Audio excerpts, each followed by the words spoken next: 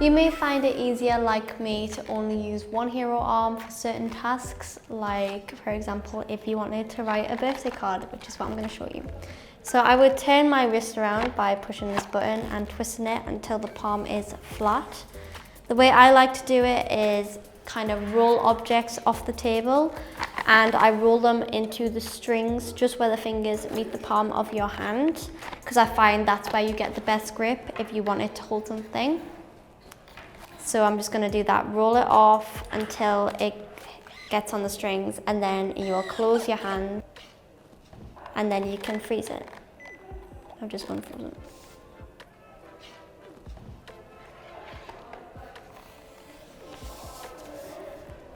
So then you just take the pen in your hand. You may have to raise your arm off of the table.